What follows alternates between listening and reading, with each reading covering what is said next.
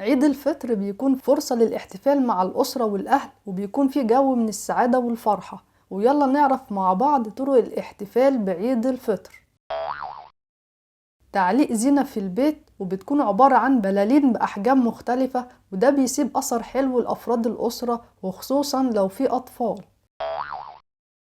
عمل روتين العناية بالبشرة وتجهيز لبس العيد، ويكون بألوان مريحة عشان بيأثر على الحالة النفسية. الاهتمام بتقديم طبق كحك العيد بشكل حلو ويكون منسق، وده من أهم مظاهر العيد. متابعة فيلم جديد في التلفزيون مع أفراد الأسرة، ونكون مجهزين المكان اللي هنشوف فيه الفيلم ونخليه شبه السينما. وطبعا ما ننساش تجهيز الفشار قبل ميعاد الفيلم.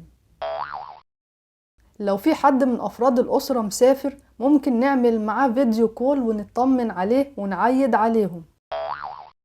تجهيز وجبات العيد ويكون فيها عناصر غذائية وفيتامينات عشان نساعد على تقوية المناعة وتقوية الذاكرة والتركيز، وخصوصا لو هيبقى العيد برا البيت فنجهز الوجبات من البيت ويكون فيها سلطة وخضروات وفاكهة.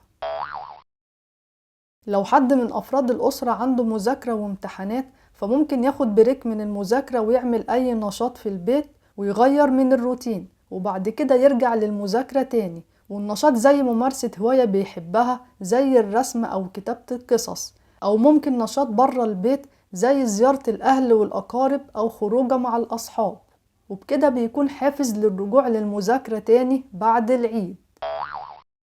لو في حد من أفراد العيلة عنده ظروف صحية خاصة، زي مثلا حد عيان أو سنه كبير، أو واحدة في العيلة تكون حامل وممنوعة من الحركة كتير، فممكن نساعدهم في الاحتفال بالعيد عن طريق مكالمة تليفون ونطمن عليهم، أو نعمل لهم زيارة خفيفة مع هدية بسيطة ونعمل صلة رحم.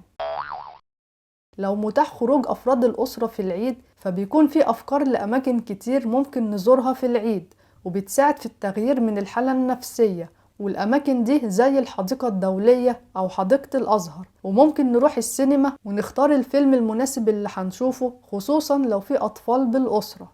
واقترح عليكم ممكن تقضوا يوم على البحر، أو ممكن لو حد بيحب يتمشى يروح شارع المعز بالأزهر. والناس اللي بتحب الملاهي، في ملاهي كتير حلوة ممكن نروحها في العيد زي دريم بارك، ودي ملاهي مناسبة للأطفال والشباب. وبكده نبقى عرفنا مع بعض أفكار مختلفة وطرق الاحتفال بعيد الفطر، وكل عام وانتم بخير. ولو في حد عنده فكرة مختلفة للاحتفال بعيد الفطر يسيبها تحت في التعليقات. ولو عجبتكم الحلقة اعملوا لايك وشير للحلقة مع أصحابكم عشان يستفادوا، وما تنسوش تشتركوا في القناة وتفعلوا الجرس عشان يوصلكم كل جديد بإذن الله.